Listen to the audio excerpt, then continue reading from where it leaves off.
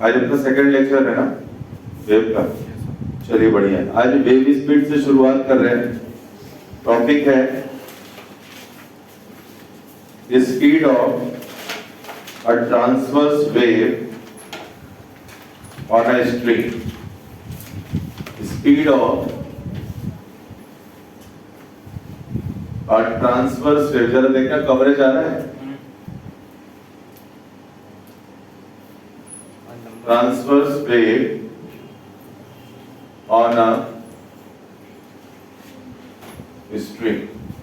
Topic का speed of, हाँ सही आ रहा है, ऑलमोस्ट पूरा बोर्ड है ये।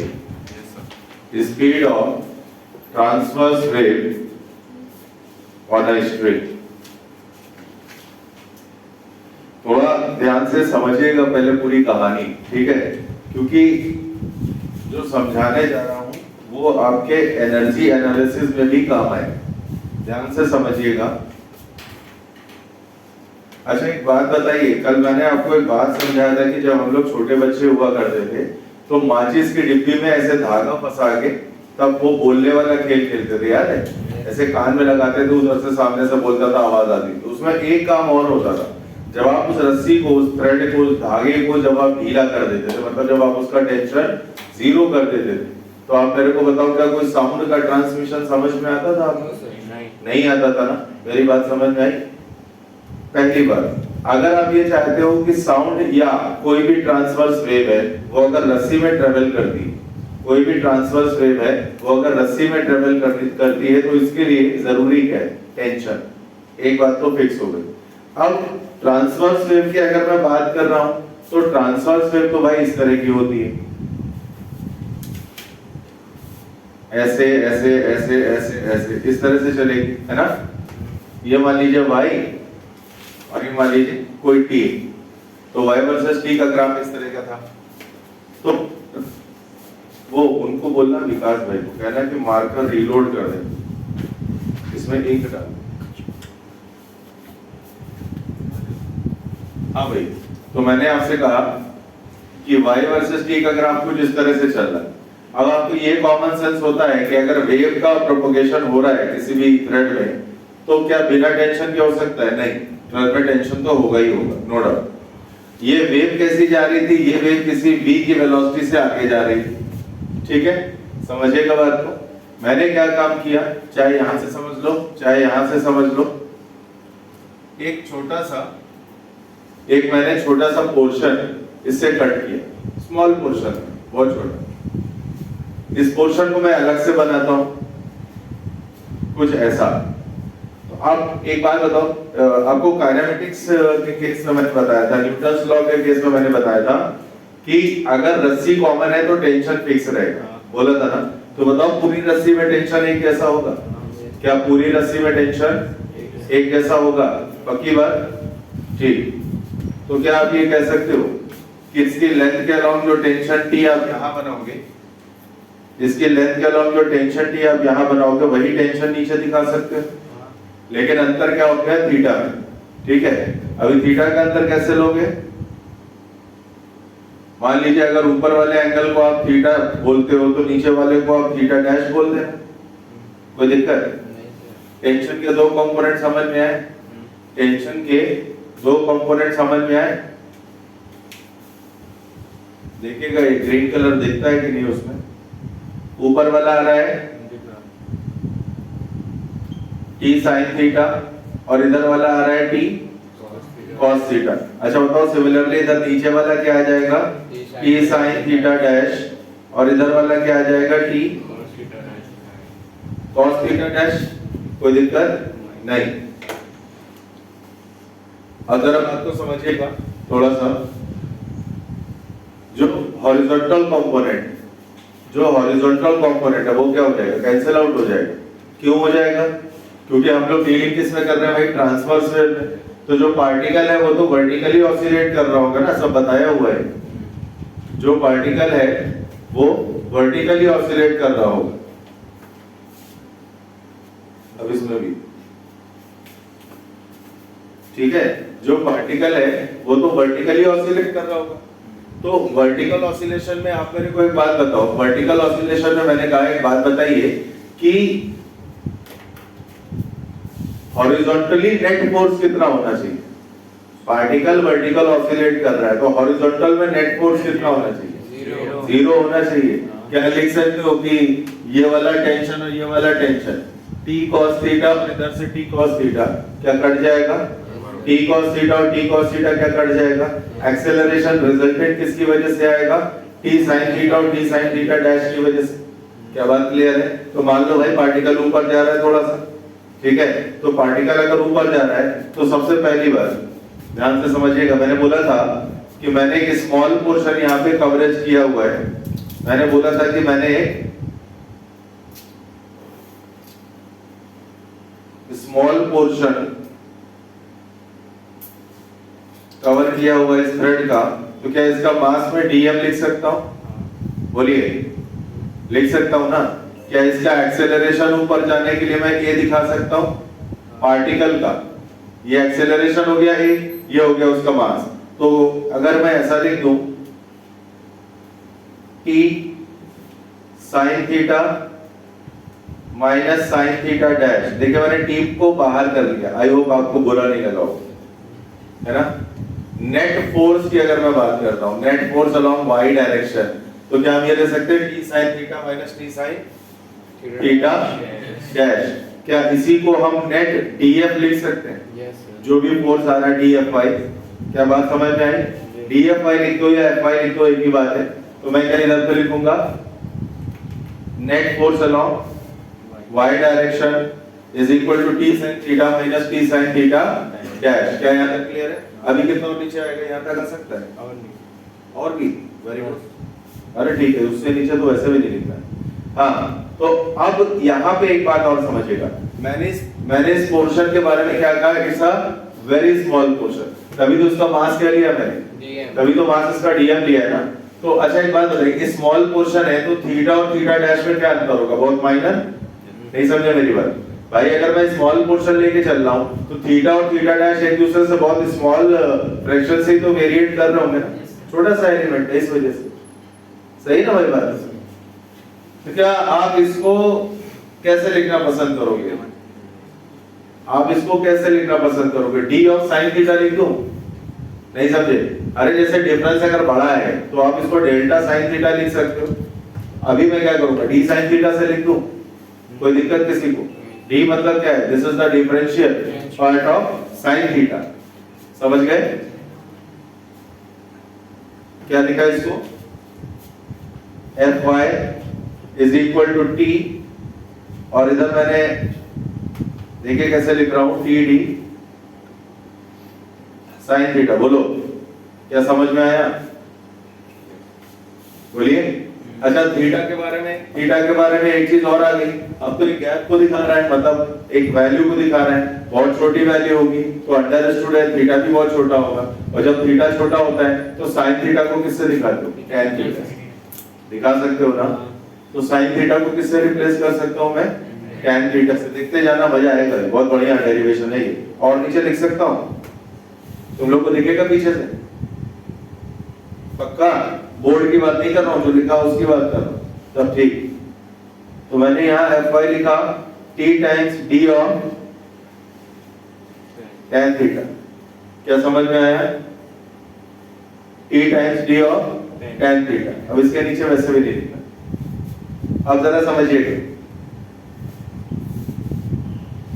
टैन थीटा को क्या लिख सकते हो? ध्यान से देखना भाई, कुछ करने जा रहा हूं, ध्यान से देखना, कुछ करने जा रहा हूं। अगर इस पॉइंट पे मैं एक टेंजेंट डाल दूं, राइट? अगर मैं इस पॉइंट पे एक टेंजेंट डाल दूं, ठीक है?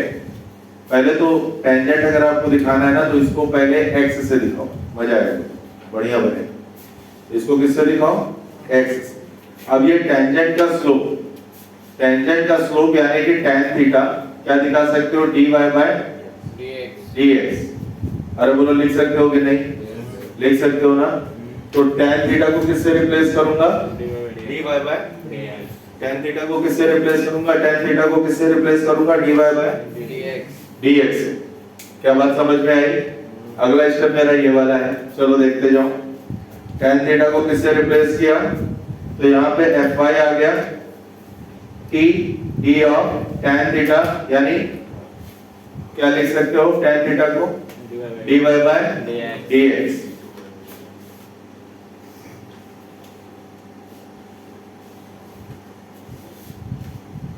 बात क्लियर है, बाकी बात अच्छा। अब जरा बात को समझिएगा, Fy को क्या लिख सकते हो dm into a, Fy को क्या लिख सकते हो dm into a, clear. Fy को लिख सकते हो dm into a। यार पता नहीं इधर घूमता हूं तो बंद सा हो जाता है। Fy को क्या लिख सकता हूं dm into a, तो यहां पे मैं लगाऊंगा dm और a मतलब हो गया एक्सेलरेशन। अब यहाँ पे एक नया तुमको assumption और लेना पड़ेगा, let the mass density, let the linear mass density of the thread is mu।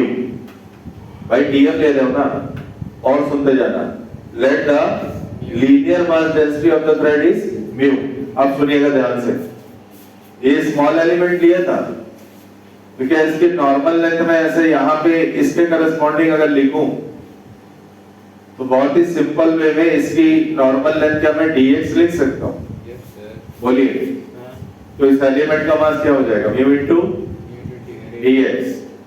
तो dx, तो ये f की वैल्यू क्या आ जाएगी, f की वैल्यू क्या आ जाएगी, f की वैल्यू क्या आ जाएगी, f की वैल्यू आ जाएगी dm into a और dm की वैल्यू आ जाएगी mu dx। तो mu dx into a तो इधर आ गया t times d of dy by dx। इसमें dx से ऊपर नीचे कर देना उठा के मल्टीप्लाई, मतलब यहाँ पे एक dx तुम और लगा दो, एक dx तो इधर और लगा दो, तो क्या ये d2y upon dx स्क्वायर बन जाएगा। पहले स्टेप समझ लो भाई कायदे से, फिर से ध्यान से देख लो। हाँ तो लोग ऊपर चढ़ के बढ़ जाना बेंच पे, ठीक है। हाँ बेशर्मों की तरह ऊपर चढ़ के बैठ जाओ, कोई दिक्कत नहीं। कीप अप, सब समझ गए मैं क्या बोलना चाह रहा हूँ मनी मन, है ना। तो Fy is equal to t times d dy by dx, right.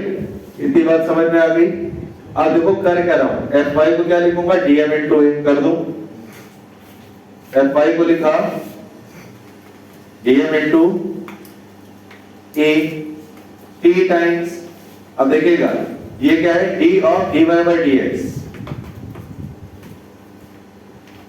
इसको मैंने ध्यान देना क्या किया, dx से मल्टीप्लाई और इधर ही कर दे रहा हूं dx से डिवाइड, कोई दिक्कत नहीं ना। dm को क्या लिख रहा हूं mu into dx into a, clear. और ये हो जाएगा t, ध्यान देना भैया जी, this is d2y upon dx square. अरे क्या समझ में आया, और एक dx इधर पढ़, पहले बोलो इतना क्लियर है पक्का। तो क्या है dx से dx काट दे, पूरा तो नहीं मानोगे, ठीक। अभी a को क्या लिख सकते हो डिफरेंशियल फॉर्म में, बोलो a को क्या लिख सकते हो। अरे एक फॉर्म होता है dv by dt, एक फॉर्म होता है d2x upon dt स्क्वायर, तो यहाँ x का क्या ले रहा हूँ y, right, v dv by dx, कुछ भी नहीं, v dv by dx की भी जरूरत नहीं है। अभी हम लोग ध्यान से सुनो, इसको एक लिख सकते हैं dv by dt, एक लिख सकते हैं d2y upon dt स्क्वायर, कर सकते हो कि नहीं कर सकते, तो लिख रहा हूं इसको d2y upon dt स्क्वायर, तो हो जाएगा mu times d2y upon dt square t times d2y upon dx square. क्या यहां तक समझ में आया, पक्की बात, सोच लो, पक्का, ठीक। देखो तुम तीन लोग पीछे फंसी हुई हो बहुत बुरी तरह से, है ना। कैसे जा रहे हैं, क्यों, हमने तो नहीं कहा, हम लोग चले जा रहे हैं, इतनी इंसानियत है। कंप्लीट कर लिए तब जाए, एक कुर्सी पे आ जाओ और कुर्सी इधर कर लो, ठीक, एक का हिसाब हो गया। एक जन पीछे उछल के बैठ जाओ बेंच पे, तो जा रहे हो, देखो मैंने नहीं कहा जाने के लिए, हम लोग अपनी मर्जी से आए। हाँ हमने नहीं कहा भाई इस पीछे जाओ, क्योंकि इधर तो बहुत झेले हम लोग। जल्दी पहुंच के पता लगा आगे बैठ के बेचारे हमारे सर जी है, ऐसा है ये गर्ल्स की सीट है, तुम लोग पीछे चलो, खत्म कहानी। इतना पैसा पूरा फील होता था कसम से कहेगा। चलिए आइए, यहाँ पे समझ गए। देखो कि यहाँ पे वेलोसिटी प्रूव करने का एक रास्ता है मेरे पास, जनरल मेथड है, ऐसा नहीं है, लेकिन फिर उसमें आपको आनंद नहीं आने वाला। ठीक, मैं यहीं से निकालने जा रहा हूँ, बड़े आराम से आप समझ जाओगे। क्या ये d2 काट सकते हो? काट दो यार, क्या दिक्कत है? मैथमेटिकली रॉन्ग है, ठीक है, मैथमेटिकली रॉन्ग है, मैं नहीं कह रहा सही है, लेकिन काट दो थोड़ी देर के लिए, मजा आएगा। ठीक है भाई, ऐसा है। देखो फिर मुझे क्या करना पड़ेगा आपको बताऊं, फिर मैं एक पल्स को जनरेट, अगर मैं ऐसा नहीं करता हूं तो रायता समझिएगा कितना बड़ा है। क्या रहता है पता है, मैं एक पल्स की इक्वेशन बनाऊंगा, पहले उसकी पोजीशनिंग सिखाऊंगा, हालांकि वो सिखाऊंगा बाद में, फिर उसके वेलोसिटी से रिलेट करूंगा तो f of x minus vt का फॉर्म बनता है वो, राइट। फिर वो f minus vt को मैं डिफरेंशिएट करूंगा, एक बार टाइम से एक बार x से, फिर वहां से एक एक्सप्रेशन लेकर आऊंगा बिल्कुल इसी पैटर्न पे, फिर मैं दोनों को उठा के कंपेयर करूंगा, फिर तुमको बोलूंगा अच्छा देखो जो t by mu आ रहा है ये वेलोसिटी का स्क्वायर है। अबे इतना करने से बढ़िया है तो पूरे मतलब जल्लादों की तरह इसको काट देना। देखिए मैं कह रहा हूं मैथमेटिकली गलत है, मैं बिल्कुल नहीं कह रहा कि मैथमेटिकली भी हम सही काम कर रहे हैं, because actually d by dx क्या होता है, डिफरेंशियल ऑपरेटर होता है।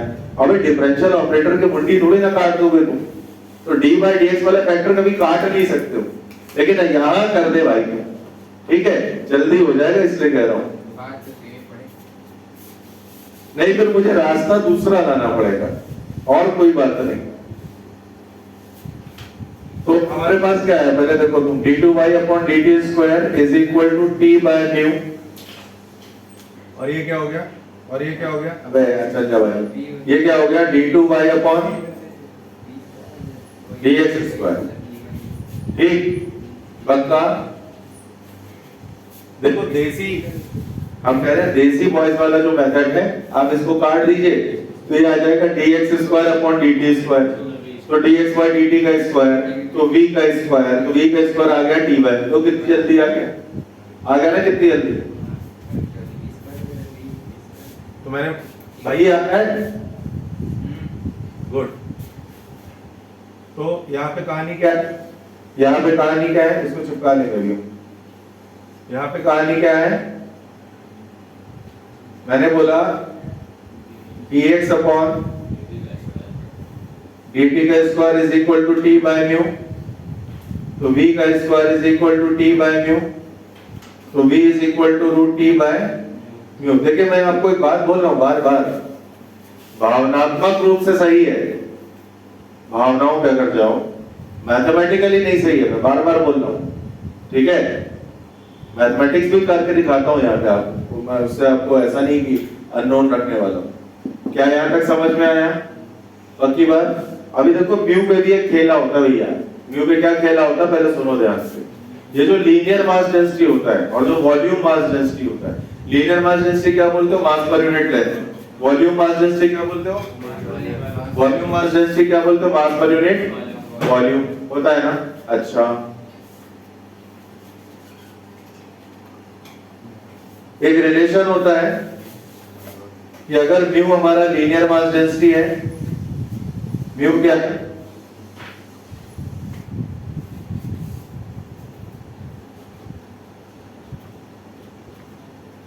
रो हमारा, रो यहाँ पे वॉल्यूम मास डेंसिटी है,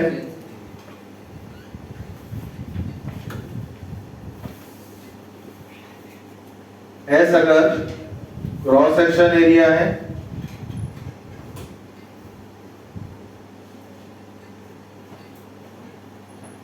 तो एक रिलेशन होता है mu is equal to rho into S. ये याद रखिएगा, बहुत इंपॉर्टेंट है। Linear mass density volume mass density से किस तरह से कनेक्ट हो सकती है, वो एक फॉर्मूला आपको दे रहा हूँ, रो इट वाज। मेरी कहानी अभी खत्म नहीं हुई है, लेकिन बोर्ड पे स्पेस नहीं तो पहले आप इतना लिख लीजिए, तब तक मैं इसमें अगर सर्किट पढ़ा होगा तो मैं लगवा के ऐसे नहीं भी आवाज सुन बंद हो। अच्छा, रेंज रेंज रेंज रेंज इससे ज्यादा नहीं चलेगा। ऐसे अगर मैं बोलूँ ऐसे नाच लूँ मैं, ऐसे ऐसे कर लूँ, कोई फर्क नहीं पड़ रहा, आवाज आनी। Very good. गोल गोल ऐसे घुमा लो, आ रही है, ऐसे ऐसे घुमा लो, आ रही है, ऊपर नीचे घुमा लो, आ रही है। इसका मतलब यहाँ पे सर्वो टेप कर लें, काम खत्म। देखा मैं कितना बड़ा साइंटिस्ट हूँ। हाँ, गुड बॉय हो ना। सारा पॉसिबिलिटी चेक किया, उसके बाद भी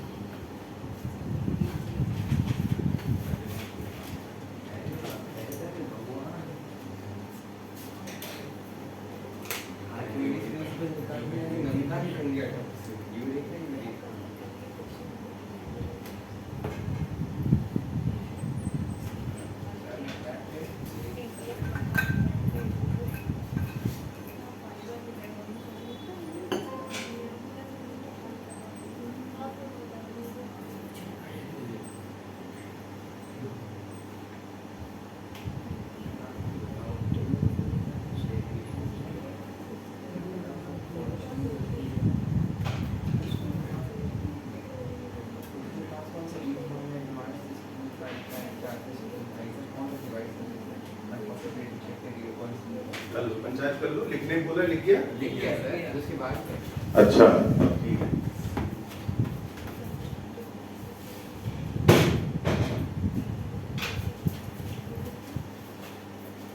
टेप लगवा रहा हूँ मैं, लेकिन हाँ अब सही चल रहा है। देखो सही है, पंडित घुमाऊं, सही है।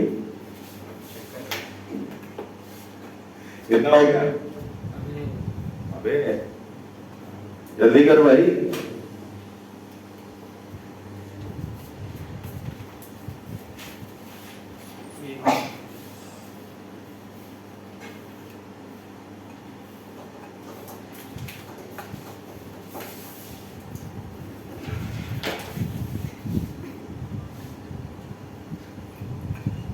हो जाए बता देना।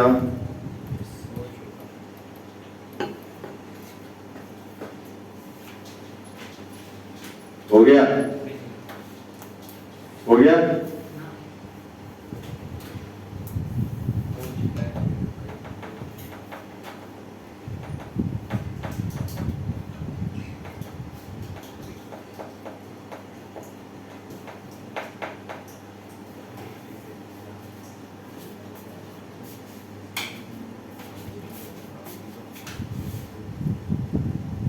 उधर ही चल रहा होगा ना भाई? बस ठीक है।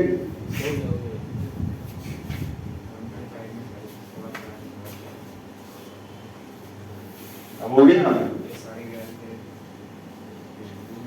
अब सुनो कायदे से। हमारे पास में एक रिलेशन आया, क्या है भाई? क्या आया था? d2y अपॉन, नहीं ये नहीं आया था, एक मिनट। वेव वाला जो वेव वाला रिलेशन आया था, d2y upon dt square is equal to t by mu.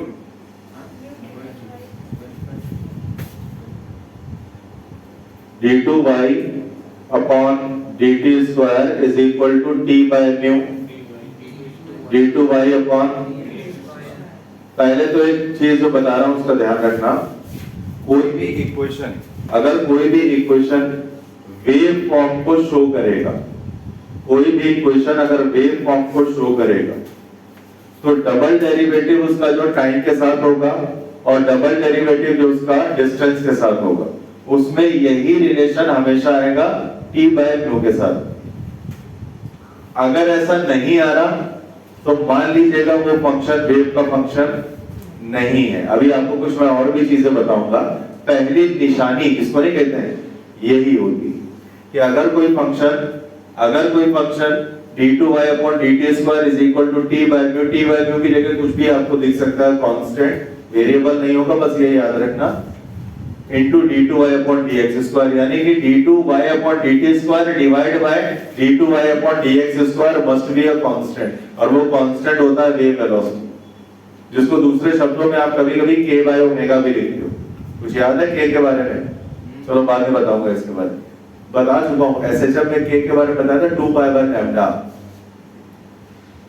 नहीं बताया?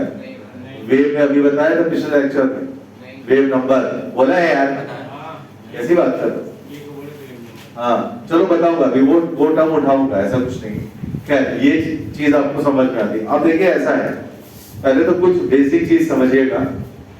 एक टर्म होता है जिसको हम लोग बोलते हैं वेव पल्स, ठीक है? एक टर्म होता है जिसको अपन लोग बोलते हैं वेव पल्स।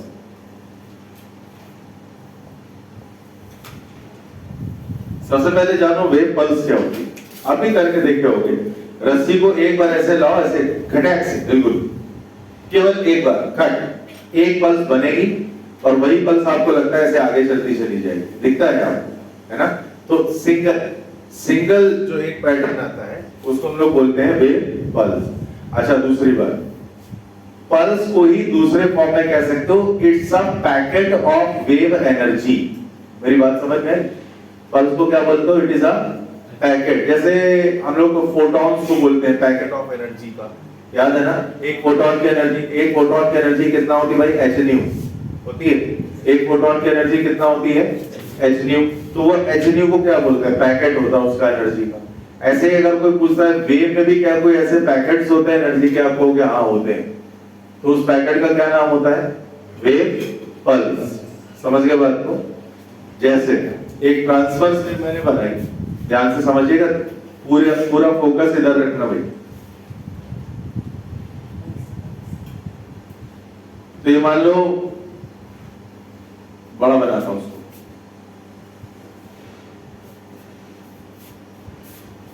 ये मान लीजिए एक्स एक्सेस है, ये एक्स एक्सेस हो गई, ये वाली हो गई वाई एक्सेस। हमने t इज इक्वल टू 0 पे इस तरह की एक वेव पल्स जनरेट करी, ये था at x is equal to 0 और at t is equal to, जिसका एम्पलीट्यूड मान लीजिएगा a, एम्पलीट्यूड तो भी समझते ही हो क्या है, तो इसका एम्पलीट्यूड मान लीजिएगा a था। ये पूरी एक रस्सी हुआ करती थी, पूरी एक रस्सी है जो x एक्सेस है, इट्स अ थ्रेड। तो क्या इतने में थ्रेड होगी? नहीं होगी। मैंने ऐसे जनरेट कर दिया, अब एक पल्स है उसको ऑब्जर्व कर लिया, तो मैंने देखा t इज इक्वल टू 0 पे x इज इक्वल टू 0 पे थी। अब ये पल्स रुकी तो नहीं रहेगी, आगे जाएगी, तो इस पल्स के बढ़ने की जो स्पीड है आप उसको क्या लिख सकते हो? v।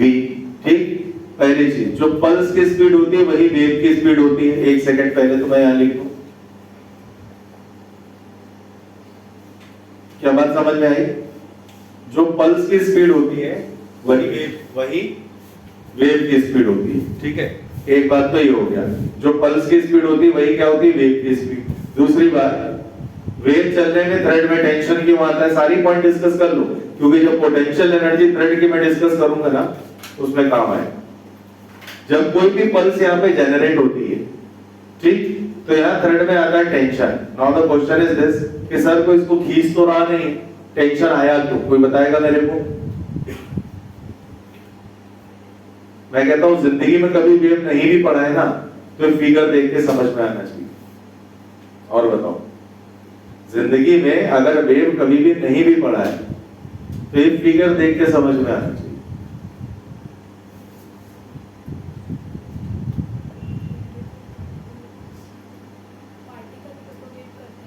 तो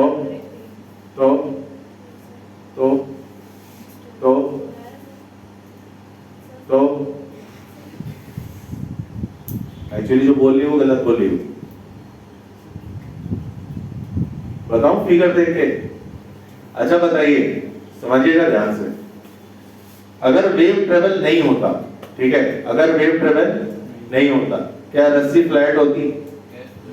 अरे होती कि नहीं होती? क्या रस्सी फ्लैट होती? फ्लैट मतलब समझ गए, समतल होती ना, वेव ट्रेवल हुआ है तभी तो ये बनी।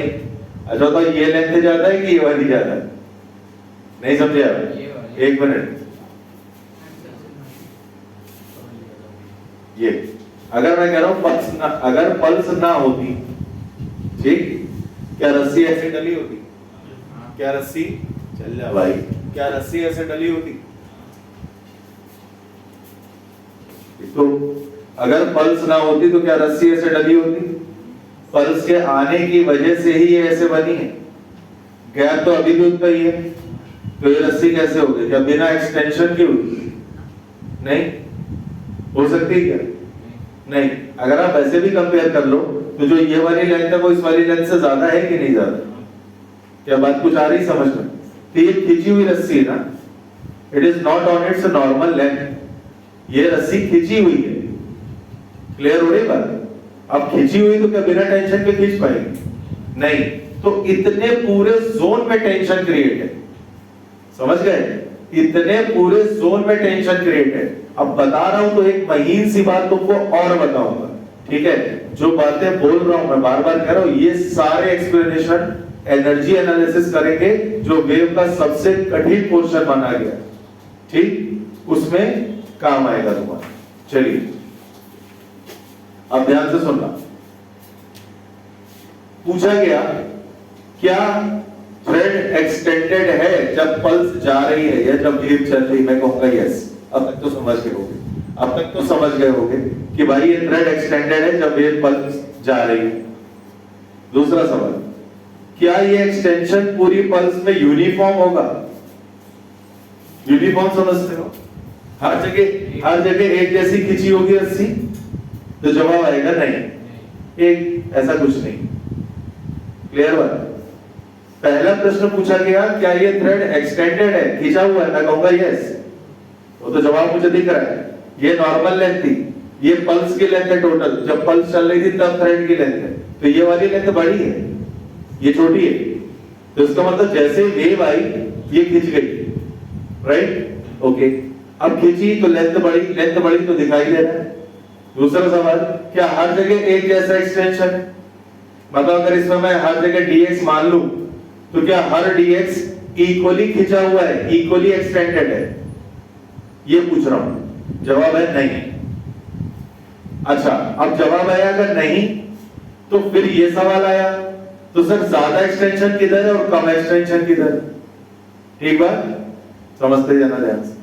This is what, this is the shape of the pulse ना, this is the shape of the pulse.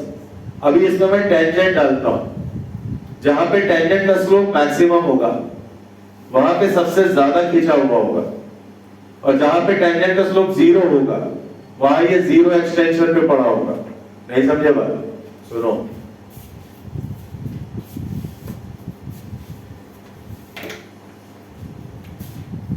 कहानी ऐसी है, मैंने dx पहले यहां डाला, ध्यान दीजिएगा बहुत हिसाब से। अब ये dx मैंने उठाया रस्सी में, ठीक, यहां भी मैंने एक टेंजेंट डाला, तो बताओ क्या यहां पे कोई एक्सटेंशन आपको नजर आ रहा है? क्योंकि स्लोप भी जीरो है, एक्चुअली dy बाय dx ही जीरो है। dy बाय dx का मतलब change in y with respect to x, कहानी खत्म। Change in y with respect to x, change in y with respect to x हो गया जीरो, यानी delta y upon delta x बोल तो जीरो थोड़ी देर के लिए। तो डेल्टा y जीरो का मतलब क्या हो गया कि कोई हाइट एक्सटेंशन हुआ ही नहीं, तो जो ये dx है वो ओरिजिनली ये dx है। अगर पूछा जाए मेरे से पूछा जाए कि सबसे मिनिमम एक्सटेंशन कहां मिल रहा है, मैं कहूंगा एम्पलीट्यूड वाले डिफरेंशियल पार्ट पर। मिनिमम कितना मिल रहा है फिर पूछा गया, मैंने कहा जीरो। समझ गए? मैक्सिमम का जवाब आपके पास आ चुका है, किधर होना चाहिए? जहां पे स्लोप मैक्सिमम होगा, किधर मैक्सिमम होगा? किधर होगा? बॉटम पे। चाहे इधर से ऐसे डाल लो, चाहे इधर से ऐसे डाल लो। ऊपर से नीचे आओगे स्लोप बढ़ता मिलेगा कि नहीं? इधर से ऊपर से नीचे आओगे स्लोप बढ़ता मिलेगा कि नहीं? तो मैक्सिमम एक्सटेंशन किधर हुआ? मैक्सिमम ये होता है ऐसे। क्लियर? बाकी बात, मैक्सिमम एक्सटेंशन किधर हुआ? मैक्सिमम एक्सटेंशन किधर हुआ? ये वाले पॉइंट पर, राइट? तो थ्रेड सबसे ज्यादा खींची कहां पे?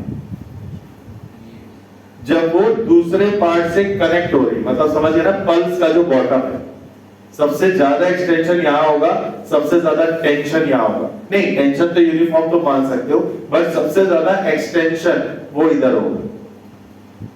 क्या इतनी बात समझ में आई? बिकॉज जब हम, मतलब आपने सुना होगा कि किसी भी वेव की एनर्जी कंजर्व होती, तो ये बात हमेशा कही जाती है total energy of the wave के लिए। ये बात किसी एलिमेंट के लिए नहीं कही जाती, और ये हम प्रूव करेंगे, ऐसा नहीं कि नहीं करेंगे। क्या इतनी बात समझ में आई? चलो अब इसकी दुनिया से जरा, एक्सटेंशन की दुनिया से मैं बाहर आ रहा हूं। मैं केवल आपको ये बता रहा हूं। मैं देखिए एक्सटेंशन का जिक्र क्यों किया था? जिक्र इसलिए किया था ताकि आपको ये समझ में आ जाए कि टेंशन आ रहा है इधर, बन रहा है। भाई खींचेगा तभी जब टेंशन होगा, बिना टेंशन के नहीं खींचेगा। मानते हो ना? अभी मैंने बोला कि हमने एक पल्स ऐसे जर्क देके, ऐसे खड़ा है बिल्कुल ऐसे जर्क देके एक पल्स क्रिएट करी, वो पल्स यहां v वेलोसिटी से आगे आ रही। पक्की बात। आइए इस पर चर्चा करें। मैंने कहा t इज इक्वल टू 0 पे ओरिजिन से पल्स बनाई मैंने कहा t इज इक्वल टू 0 पे ओरिजिन से मैंने पल्स बना दिया। आपके सामने सीन है। अच्छा, अगर मैं कोई स्मॉल टाइम ले लूं पल्स की, और पल्स की वेलोसिटी मैं v बोल देता हूं, तो क्या आपको ऐसा नहीं लगता कि ये पल्स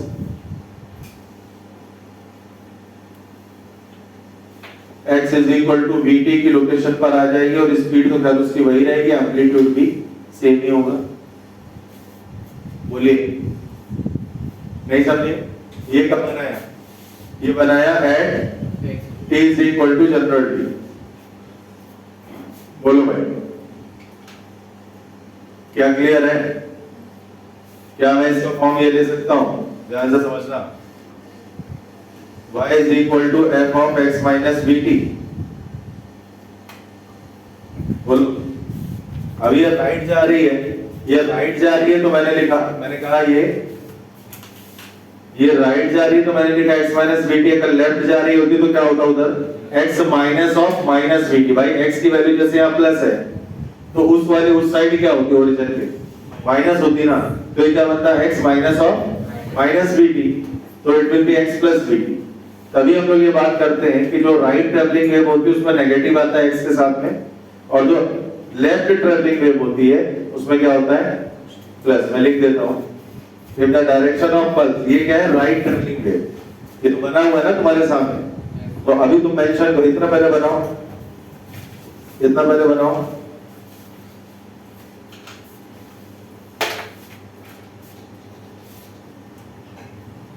भाई साहब, वेव पढ़ाने के दो ही तरीके होते हैं, या तो फॉर्मूला लिख लिख के रटाते चले जाओ कि बेटा देखो ये इसका होता है, ये इसका होता है, ये इसका होता है, याद कर लो, काम खत्म। ये सिद्धांत। दूसरा होता है समझाना, और समझाने पे आ गए तो बहुत चीजें होती है इसमें।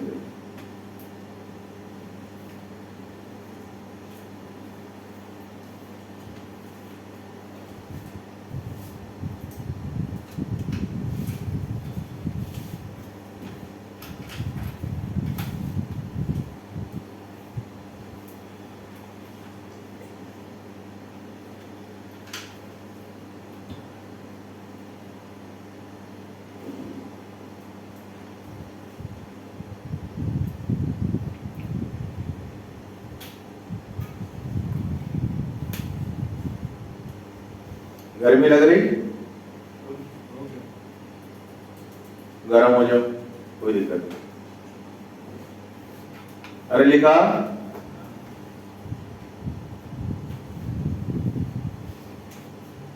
हो गया? लिख गया पक्के से? चलिए आगे। इसके आगे ब्रैकेट में लिख दीजिएगा right travelling wave. Right travelling wave, इसके आगे ब्रैकेट में लिखना right travelling wave.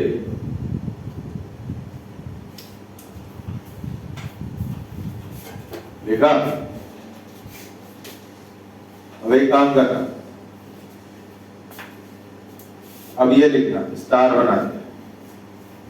y is equal to f of x minus of minus vt, तो ये हो जाएगा y is equal to f of x plus vt, और इसके आगे लिखेगा लेफ्ट ट्रैवलिंग वेव। इसके आगे लिखेगा लेफ्ट ट्रैवलिंग वेव। यहां पे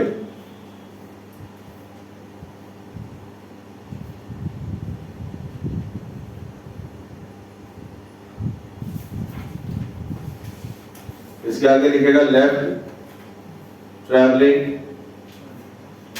वे। बात चमकी, क्लियर है? अब एक काम करता हूं, मैं इस वाले को पकड़ के चलता हूं, क्योंकि नॉर्मली हम लोग किधर मानते हैं, पॉजिटिव साइड, है ना भाई? तो मैंने एक बेसिक इक्वेशन पकड़ ली, late y is equal to x minus y is equal to f of x minus vt। देखो ये f कुछ भी हो सकता है, बात तो समझना। एक और चीज तुमको बता रहा हूँ, बड़ी महीन सी ऐसे छूते हुए निकल जानी चाहिए तुम्हें। ये जो मैं लिख रहा हूँ ना, y is equal to f of x minus vt, f मतलब कोई भी फंक्शन, लेकिन याद रखना ये ऐसा फंक्शन नहीं होना चाहिए कि y इनफाइनाइट आ जाए किसी भी समय पर, किसी भी टाइम पे या किसी भी लोकेशन पे। मेरी बात समझ रहे हो? ये फंक्शन ऐसा नहीं होना चाहिए कि y किसी भी टाइम पे या किसी भी लोकेशन पे इनफाइनाइट आ जाए। जैसे छोटा सा एग्जांपल बताता हूं, छोटा सा चुर्री वाला, y is equal to sin of x minus vt, sin of x minus vt। अभी x minus vt कुछ भी हो जाए, बट sin की वैल्यू 1 से बड़ी नहीं हो सकती। क्या वेव फॉर्म कहलाएगा? 1 से बड़ी नहीं हो सकती, -1 से छोटी नहीं हो सकती, ये कुछ भी होता है। अगर यहाँ साइन लगा दो तो y is equal to sin of x minus vt, तो sin of x minus vt -1 से +1 के तो बीच में रहेगा। अरे पता है कि नहीं? दी मालूम है ना? हाँ, तो पूरी वैल्यू क्या हो गई, -1 से 1 के बीच में, ये चाहे कुछ भी हो जाए, कोई लेना देना नहीं, तो वो वेव फॉर्म कहलाएगा। लेकिन अगर कोई जीवित प्राणी आया, उसने कहा सर साइन हटा दीजिए, उसने कहा कोई जीवित प्राणी आया, उसने कहा मेरे से सर साइन हटा दीजिए, ठीक है स्वाति बताना, उसने कहा सर साइन हटा दीजिए, कॉस लगा दीजिए, तो बताओ क्या वेव होगा? अरे बोलो, साइन हटा के अगर उसने कॉस लगा दिया एक गंदे इंसान ने, तो क्या वेव होगा? अरे बोलो, देख डर कितना रही थी क्या होगा? अरे वेव ही होगा, कॉस की वैल्यू भी -1 से 1 के बीच में होती है ना, दौड़ाती का होगा। अच्छा अब सुना, अगर फंक्शन में साइन या कॉस हटा के एक और गंदा प्राणी आ गया, उसने e की पावर लगा दिया, e की पावर x minus vt, लगा सकते हो कि नहीं? फंक्शन है जो मर्जी आ रखो। अब बताओ एक्सपोनेंशियल, वो इनफाइनाइट मार देगा, जाएगा? क्या वेव होगा? नहीं होगा। पहचानना सीखो पहले कि कौन फंक्शन वेव दिखाएगा, कौन नहीं दिखाएगा भैया, ठीक? और किसी ने 10 लगा दिया, निशान बताओ 10 लगा दिया, वेव होगा या नहीं होगा? क्यों नहीं होगा? 10 की वैल्यू इनफाइनाइट जा सकती, सही भाई? तो हमेशा ऐसा फंक्शन होना चाहिए जिसमें y एक बाउंड्री के अंदर आए, वो बाउंड्री कुछ भी हो, वो एक अलग फैक्टर है, इनफाइनाइट नहीं होना चाहिए, ना किसी x पे ना किसी t पर। क्या बात पक्की है? अभी कराऊंगा, इस पे सवाल कराऊंगा, अभी देखना। अभी मैं तुमको जनरल फंक्शन लिख के दूंगा, एम्पलीट्यूड निकलवाऊंगा, वेव वेलोसिटी निकलवाऊंगा, बहुत मजा आएगा। क्या इतना समझ में आ गया? तो अभी मैं इसको टारगेट पे लेके चलता हूं, राइट? ये पूरा बन गया ना?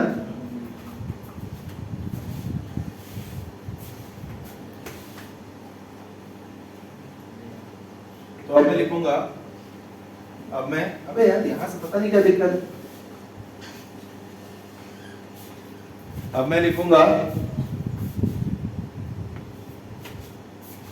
let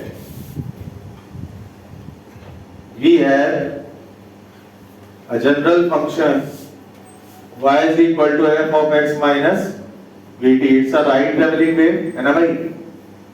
हमेशा याद रखना, कोई फंक्शन देके वेलोसिटी अगर तुमसे पूछ ले, सुन लो ध्यान से, बहुत जरूरी बात बोल रहा हूं, कोई भी फंक्शन देके तुमसे अगर वेव वेलोसिटी, कोई भी फंक्शन देके अगर तुमसे वेव वेलोसिटी पूछ ले, तो x का कोफिशिएंट 1 बनाना। जैसे मान लो 4x minus 3t अगर लिख दिया और वेव वेलोसिटी पूछ लिया, सुनो फिर से बोल रहा हूं, अगर 4x minus 3t लिख दिया और तुमसे वेव वेलोसिटी पूछ रहा है, तो 4 से डिवाइड करना, बोलना 3/4, समझ में है? x का कोफिशिएंट हमेशा क्या बनाओगे? 1। क्लियर है बात? तो पक्की बात, समझ गए? तो 4x, एक छोटा सा एग्जांपल बोल रहा हूं, मान लो 4x minus 3t होता, तो तुम बोलोगे वेव वेलोसिटी 3/4, 4 से डिवाइड कर देना, x का कोफिशिएंट 1 कर देना, वेव वेलोसिटी कितनी आ जाएगी? 3/4। यहाँ माइनस है, बोलना राइट साइड जा रही, अगर यहाँ प्लस होगा तो बोलोगे 3/4 टुवर्ड्स लेफ्ट। क्या बात समझ में आई? याद रखना, भी सब काम कराऊंगा इस पर। अब भाई, अब जैसे हमारे पास है, अब जैसे हमारे पास में है y is equal to f of x minus VT, ठीक है। y is equal to f of x minus VT, ठीक। अभी देखिएगा मैं क्या कर रहा हूं, मैं इधर से करूंगा dy बाय dx, ठीक है। मैं इधर से करूंगा dy बाय dx। अच्छा ये बताओ dy बाय dx अगर मैं करता हूं तो क्या आएगा?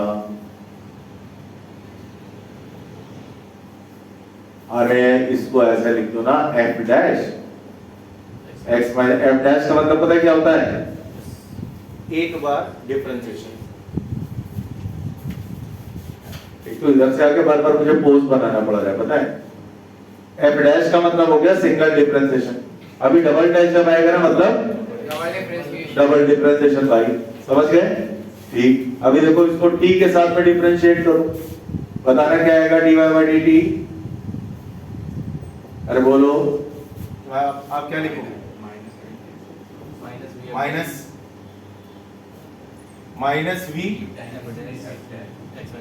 v f dash x minus vt, सही है। अभी तो पकड़ लिया ना फंक्शन ये, बोलो नहीं समझे? पक्का? इसको याद करो, मैंने डिफरेंशिएशन में भी एक बार पढ़ाया था। फंक्शन के अंदर एक फंक्शन अगर पोज बनाया पहले इधर, या फंक्शन के अंदर अगर एक दूसरा फंक्शन घुसा होता तो पहले इसको डिफरेंशिएट कर लो। टाइम के रिस्पेक्ट में कर रहे हो तो x कांस्टेंट होगा, ये हो जाएगा 0 और ये डिफरेंशिएशन आ जाएगा -v। और दूसरा मैंने कहा था बाकी एज इट इज अंदर का छोड़ दो। याद आया? वही चीज तो है। अभी क्लियर हो गया होगा, ठीक है। चलो एक बार और डिफरेंशिएट करो भाई, एक बार और डिफरेंशिएट करो तो this is d2y upon dx square. क्या लिखेंगे? f double dash x minus vt। बोलो चमका? गुड। इधर पे भी लिखो जरा, d2y upon dt square is equal to क्या आएगा भैया जी? v square. अरे माइनस v आएगा तो क्या बन जाएगा? v square f double dash x minus vt। जरा कंपेयर करियो ऊपर से, जरा ऊपर से कंपेयर करियो। ये है तुम्हारा d2y अपॉन dt स्क्वायर, ये देखो पड़ा हुआ है, ठीक है।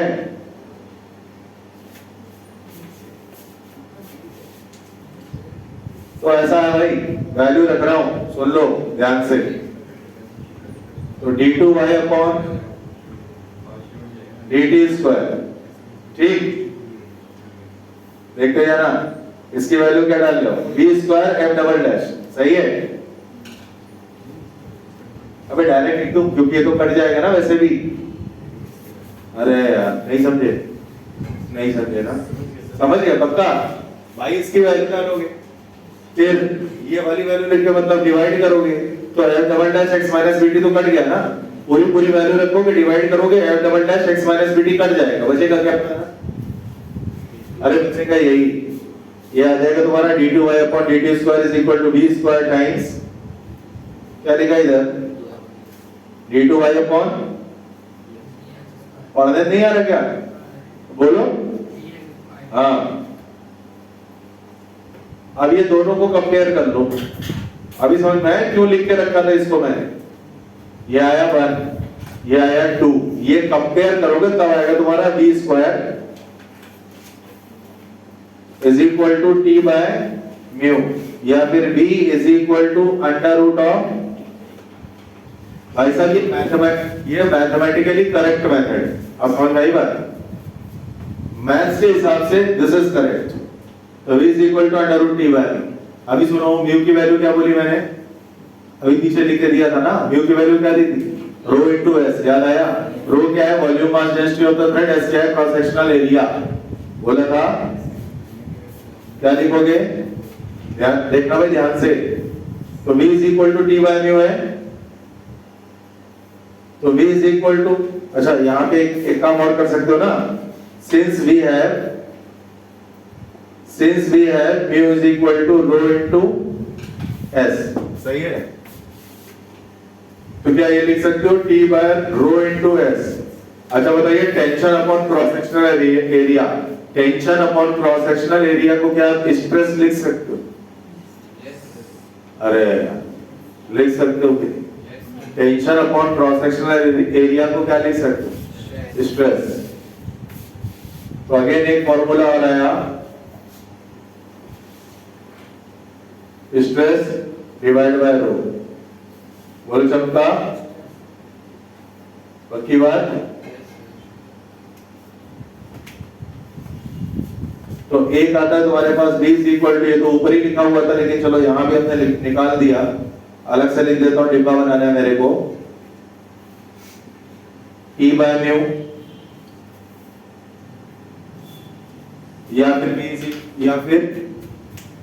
d is equal to under root of stress upon volume mass density. देखिए सवाल में अगर आपको वॉल्यूम मास डेंसिटी नहीं भी दी है, लीनियर मास डेंसिटी दी और क्रॉस सेक्शनल एरिया दिया हुआ है। सवाल में अगर आपको डायरेक्टली वॉल्यूम मास डेंसिटी नहीं दी है, अगर आपको लीनियर मास डेंसिटी और क्रॉस सेक्शनल एरिया दिया हुआ है, तो आप रो निकाल सकते हो बाय यूजिंग दिस फार्मूला। समझ गए भैया? ये ना सोचना कि हे भगवान रो तो दिया नहीं, हम करें कैसे। ठीक है? हाँ, परेशान होने की जरूरत नहीं।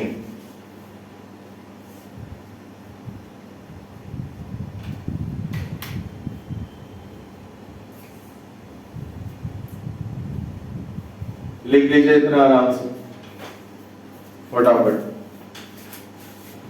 लिख लीजिए इतना आराम से, फटाफट। आप कहोगे एक बार बोल लो आराम से, दूसरी बार बोल लो फटाफट, ये कौन सी बात होती भाई? हम ऐसे ही है।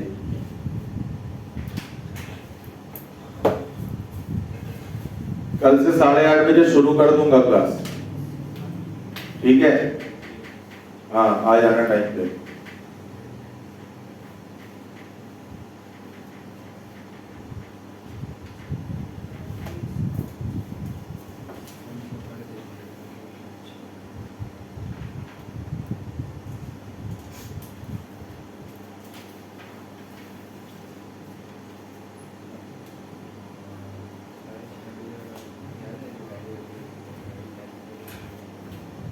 हो गया?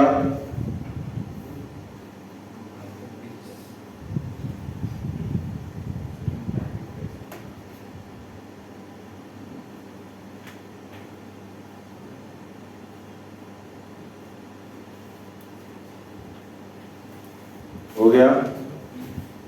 क्लियर है? ओके। अब छोटे छोटे खेल खेलते हैं, आइए मजा आएगा। पहले तो ये पहचानना सीखो कौन सा फंक्शन वेव होगा, कौन सा नहीं होगा। वेव नहीं, देखिए कौन सा फंक्शन वेव होगा। तुमने छोड़ दिया ना इसको, माइक को मेरे, तुम ही बोल रहे थे जब हम इसको लेके जा रहे थे।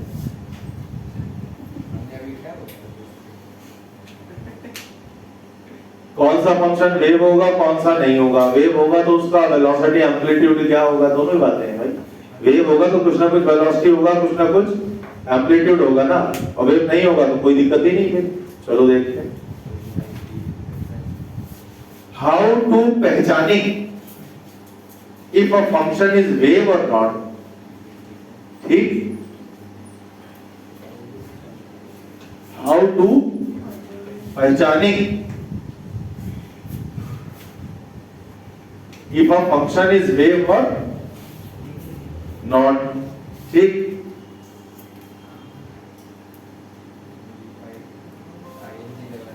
पहला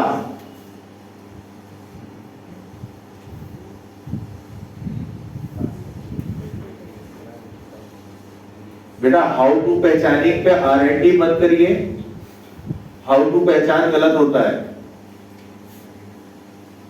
y is equal to 1 upon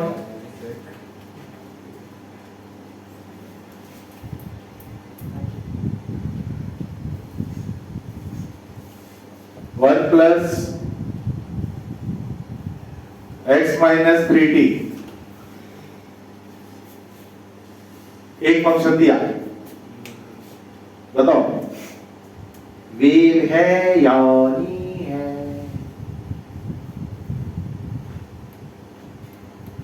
बताओ बेटे पुचकुलाल, वेव है या नहीं है।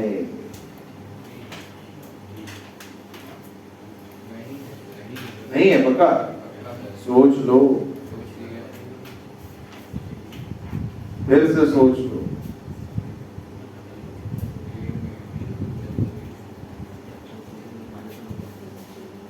क्या ये वेव, क्या ये, अरे यार फिर बोल दो ना, क्या ये वेव है? नहीं है। नहीं है।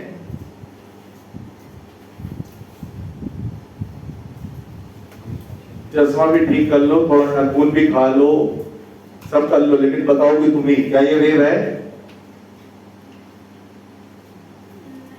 नहीं है। क्यों? पीछे वाले कह रहे हैं। हाँ हाँ भाई, अगर x माइनस 3t माइनस 1 हो गया तो वैल्यू तो इनफाइनाइट हो जाएगी, तो वेव कैसे हो सकता है? लेकिन अगर ऐसा कुछ कर दिया तो क्या वेव है? है पक्का?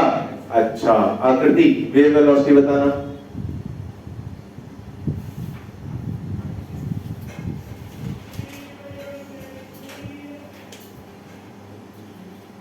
बोलो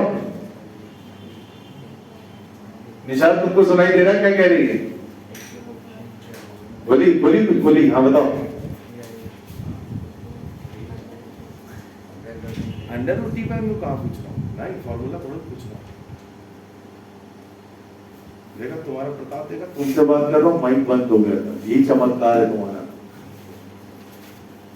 हाँ, अरे वेव वेलोसिटी बताओ, x माइनस vt का फॉर्म दिया था कि नहीं दिया था? दिया था ना। v क्या है इधर? 3, क्या समझे?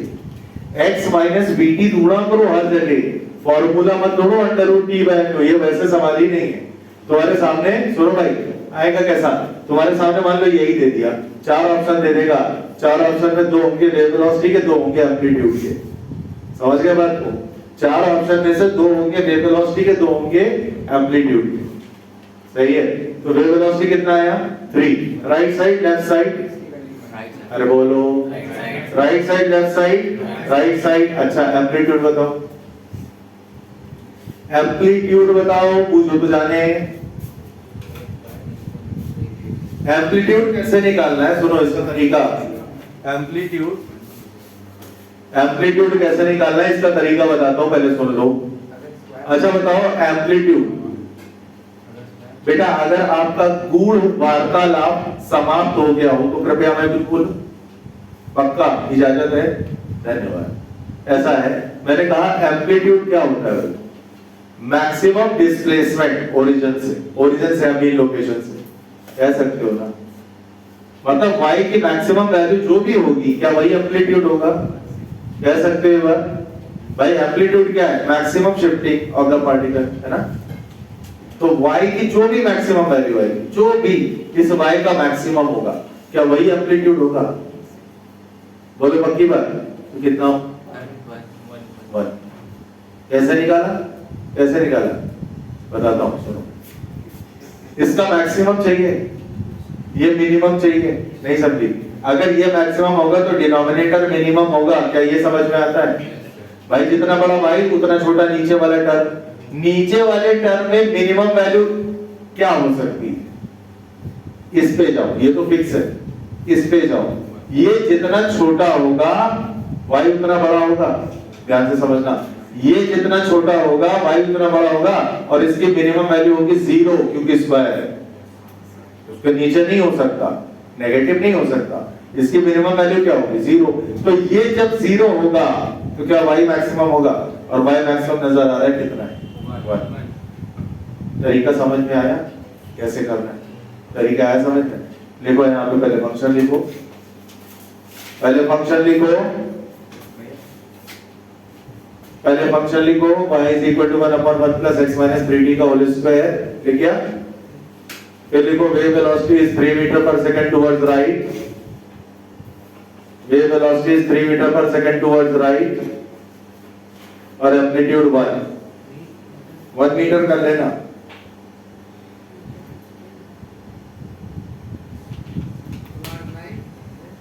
एम्पलीट्यूड 1।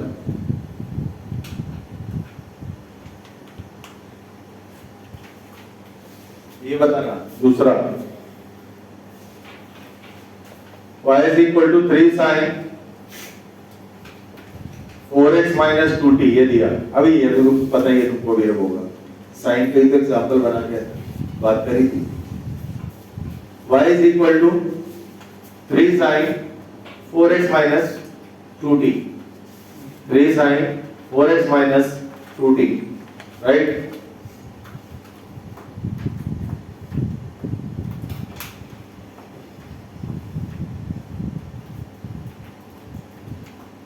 वेव वेलोसिटी बताओ, वेव वेलोसिटी बताओ 1/2, एम्पलीट्यूड बताओ 3, काम खत्म, लिख लो सीधे सीधे।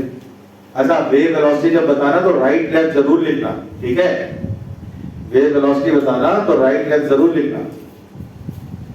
वेव वेलोसिटी इज 4 से डिवाइड करोगे तो 2/4 यानी 1/2, तो wave velocity is 1/2 towards right because ये माइनस है। और एम्पलीट्यूड ये नजर आ रहा है क्योंकि साइन की मैक्सिमम वैल्यू तो बनी होती, तो ये टोटल में कितना हो जाएगा 3।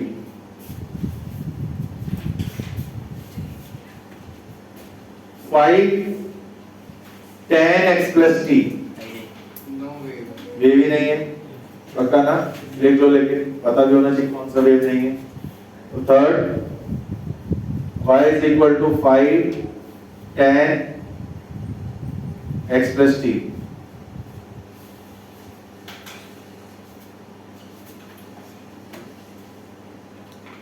फिर एक लिखो, फिर एक लिखो।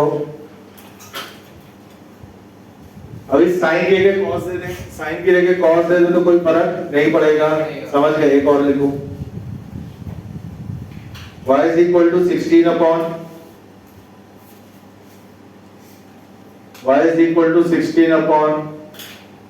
x plus, मेरे पास जो वैल्यू पड़ी दिस इज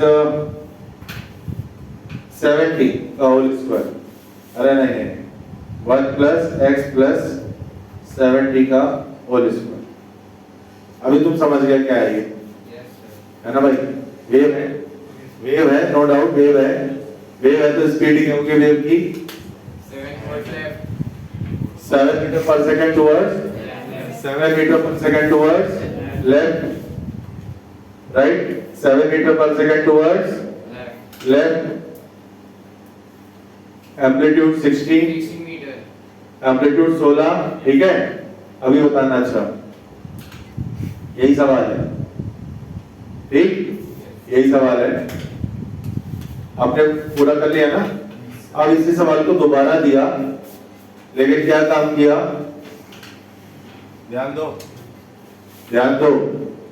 x की जगह माइनस, प्लस की जगह माइनस, प्लस की जगह माइनस। अभी बताना, वेव है? क्यों नहीं है? हाँ, हो जाएगी सर, जब इसकी वैल्यू 1 हो जाएगी तो y इनफाइनाइट हो जाएगा। जब इसकी वैल्यू 1 हो जाएगी स्क्वायर वाले टर्म की तो y क्या हो जाएगा? इनफाइनाइट। काम खत्म, वेव नहीं होगा। लिख दो नो वेव, लिख दो नो वेव।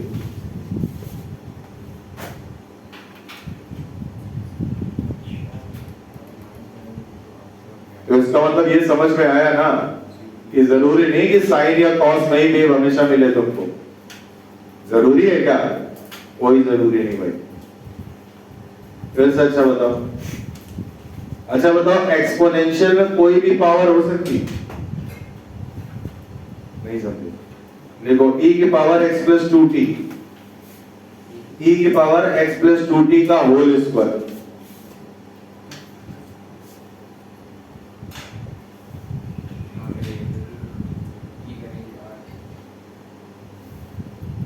e की पावर x प्लस 2t का होल स्क्वायर। सोच के बताना। एक और दे रहा हूं,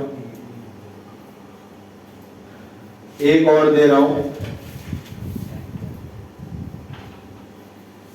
माइनस एक्स माइनस 2t का होल स्क्वायर। ये दोनों बताओ, ये दोनों बताओ वेव है नहीं? ये दोनों बताओ वेव है या नहीं? ये दोनों बताओ वेव है या नहीं? नीचे वाली है, नीचे वाली सोच लो,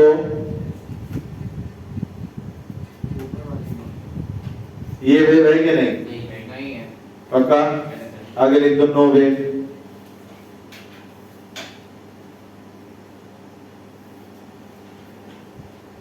अब ये बताओ है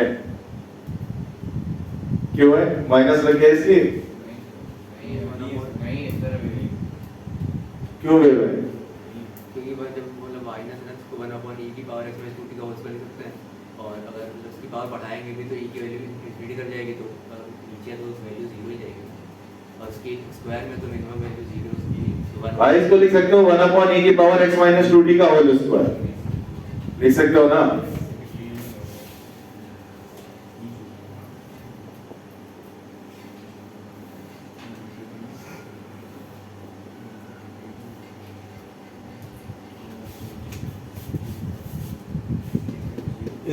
इसकी मिनिमम वैल्यू 1 होगी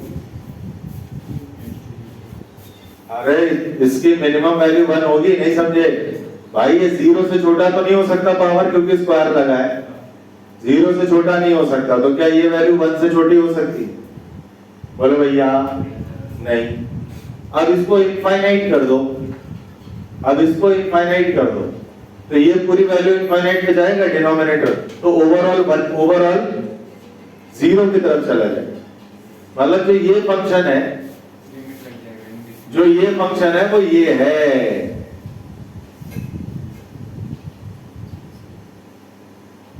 जीरो से बड़ा और 1 से छोटा है 1 से छोटा समझ गए कोई डाउट नहीं नहीं फिर से समझाऊं फिर से समझाऊं बोलो सुनो इसकी मिनिमम वैल्यू क्या होगी 0 होगी ये समझ में आता है क्योंकि स्क्वायर का फंक्शन है ना तो इसकी मिनिमम वैल्यू क्या हो गई 0 राइट तो अगर ये 0 e की पावर 0 तो कितना बन गया 1 तो ये 1 का रेंज आ गया बाकी कोई भी पावर लोगे वो 0 से बड़ी होगी क्योंकि मिनिमम वैल्यू 0 है अब 0 से बड़ी ले लो 1 ले लो 2 ले लो 3 ले लो 4 ले लो 5 ले लो ऐसे करते करते करते करते इनफाइनाइट चलेगा इसकी मैक्सिमम वैल्यू तो टेंडिंग टू इनफाइनाइट जाएगी ना बेटा तो अब अगर ये टेंडिंग टू इनफाइनाइट है तो e की पावर जो e का जो पावर है वो टेंडिंग टू इनफाइनाइट है तो ये नीचे वाला जो डिनोमिनेटर है ये इनफाइनाइट की तरफ चला गया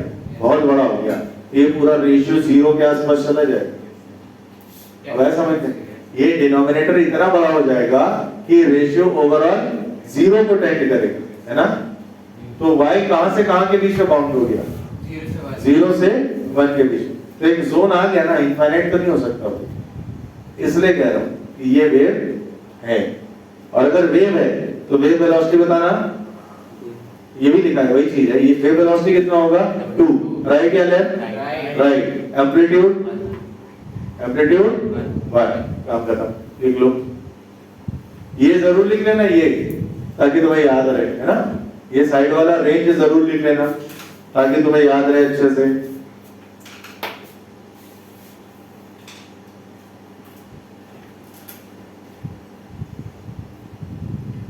तो ऐसे अगर आपको कोई भी चलता फिरता प्राणी कोई फंक्शन देके पूछ ले कि भैया जी ये वेव है या नहीं है तो उसको ऐसे समझा के चले आए ठीक है क्लियर है और कैसे क्या नहीं हमको ऐसा सुनाई दिया रिकॉर्डिंग नहीं चल रही हाँ कुछ सही कुछ क्वेश्चन है जो वेव स्पीड पे करा दे 2-3 करा दे थोड़ा प्रैक्टिस हो जाएगी आपकी हालांकि टाइम हो चुका है लेकिन जैसा आप मुझे बताओ हाँ कराएंगे नहीं मन भी है मेरा ना कि एक आर्टिकल पूरा खत्म हो जाएगा फिर अगली क्लास में नई चीज से शुरू करें नहीं फिर इसी से गाना गाना पड़ेगा है ना भाई ये चीज है बहुत छोटा सा चुर्री वाला सवाल बहुत छोटा सा चोरी वाला सवाल चोरी चोरी चोरी 2 रुपए की एक चोरी यहाँ पे अरे यार यहाँ पे आपका मास है ये रस्सी दिख रही है आपको दिख रही है रस्सी की लीनियर मास डेंसिटी डायरेक्ट दे रहा हूँ अरे डायरेक्ट दे रहा हूँ डायरेक्ट दे रहा हूँ एक शब्द को कई बार बोलना पड़ जाता है इस चक्कर में। रस्सी की लीनियर मास डेंसिटी है, रस्सी का लीनियर मास डेंसिटी म्यू है। ये होगा रस्सी का टेंशन बताने की जरूरत नहीं कि किसके बराबर होगा। रस्सी का टेंशन बताने की जरूरत नहीं किसके बराबर होगा, mg। क्या लिखोगे, mg upon mu. Wave speed आ गई, पक्का सोच लो, सही है। अगर मैं ऐसा कुछ कर दूं कि the cross sectional area of the thread is s at the volume mass density is ρ, if the cross sectional, इसी में दो तीन तरह के निपटा देते हैं ना। if the cross sectional area, पहले लिख लिया, पहले वाला लिख के पुराना वाला, क्या लिखा तुमने answer, root of mg by mu, पढ़ा है मैं, कोई दिक्कत नहीं, ये लो हो गया। अच्छा अब फिर तो सुनो, अब मान लो यही सवाल तुमको दे देता कि क्रॉस सेक्शनल एरिया s है और वॉल्यूम मास डेंसिटी ρ है, तो क्या ये लिखते, अरे लिखते कि नहीं, लिखते ना। हाँ, अब एक सवाल पकड़ो बढ़िया वाला, ठीक, ये हो गया।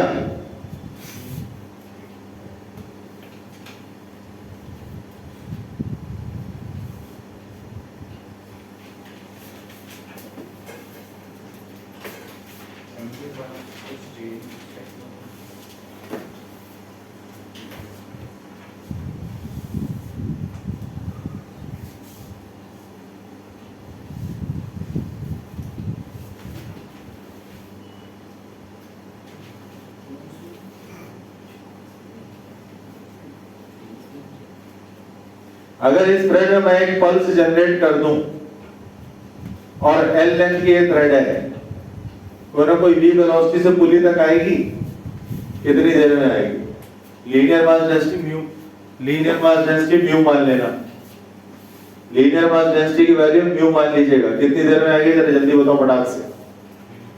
अबे 3 4 5 सेकंड में आंसर फेंको यार, क्या तुम लोग इतना सोचते हो, मैक्सिमम 5 सेकंड बस, under root of mg/2 mu, काम खत्म। नहीं समझे, टेंशन ट्रिक लगाओ, यहाँ mg होगा तो इधर क्या होगा, mg/2, पूरी रस्सी में mg/2 आ जाएगा, तो टेंशन की वैल्यू क्या होगी उस वाली पॉइंट में, mg/2, और म्यू की मैं आपको लीनियर मास डेंसिटी दे ही रहा हूं, समझ गए। तो वेलोसिटी कितना निकल के आया, mg/2 म्यू, लेंथ है, टाइम पता चल गया, time is equal to distance upon velocity, L upon √mg/2 mu, काम खत्म। लिख दूं, क्यों बेटा, नहीं समझे, नहीं समझे ना, सुनो बोला करो, सर बहुत देर बोल गया, नहीं समझ में आया, ठीक है, बता दिया करो, ऐसा है। v क्या लिखोगे, √, अच्छा ये क्लियर है, ये क्लियर है। अगर यहाँ टेंशन t लिया तो इधर कितना आ जाएगा, t/2 आएगा ना, तो mg/2 मान लिया मैंने, mg/2 मानने के बाद time is equal to distance upon velocity लगाया था मैंने, और कुछ नहीं, L अपॉन √mg/2 म्यू, ये काम।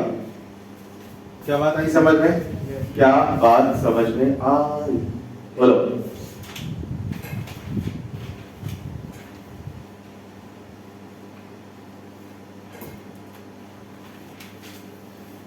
हो गया।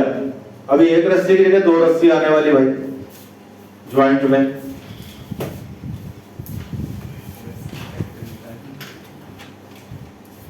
नहीं रस्सी वस्सी इफेक्टिव नहीं निकलवाने वाला कुछ, यहाँ ऐसा थोड़ी ना होना है कि स्प्रिंग की वजह से वो इलांगेट हो गई स्प्रिंग की तरह, ऐसा कुछ नहीं है।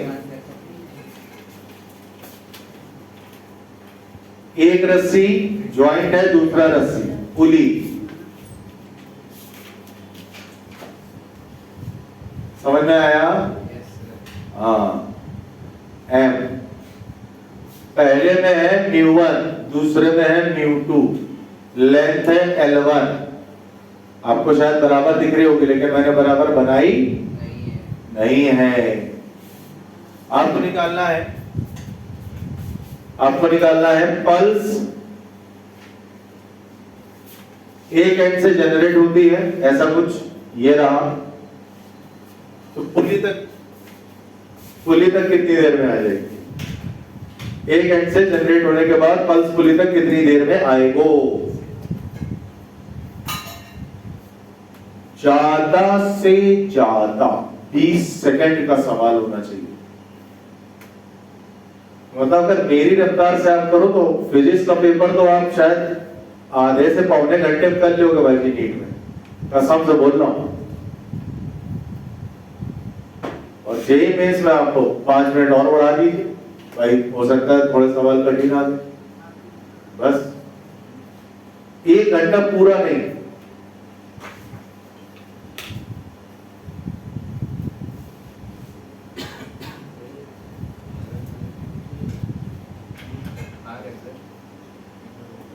देखो एक बात याद रखना, कुछ समय बाद आप सबको पेपर देना है, ठीक है?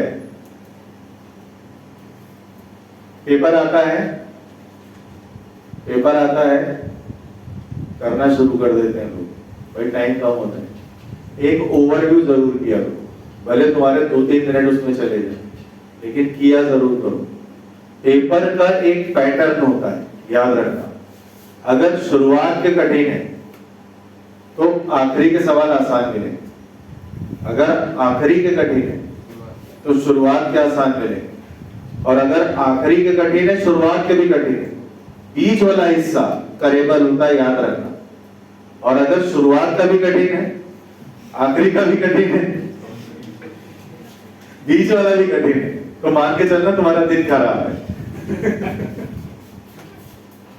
समझ गए बात? लेकिन ऐसा होता नहीं है, एक सेट पैटर्न होता है, देख लेना कभी भी, क्योंकि यही तो वो आपकी टेस्टिंग करते हैं। जो डेमल आ रहे हैं, और यार यहां से भी नहीं आ रहा, यहां से भी नहीं आ रहा, क्या करें? पता लगा आता हुआ भी भूल गए।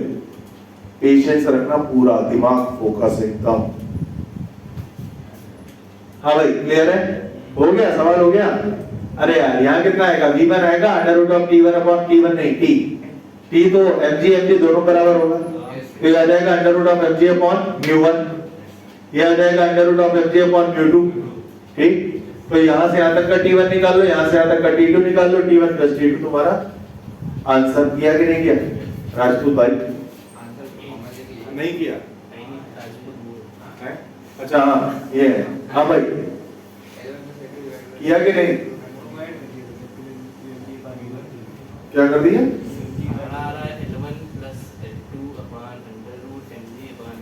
हाँ सही है भाई, ऐसा करना है तुमको। t1 निकालना है तो time is equal to length upon speed, तो हो गया तुम्हारा L1 अपॉन √mg/μ1। ये t2, ये t2 t2 t2, ये t2 t2 क्या है? ठीक? अरे लिखा है देखो,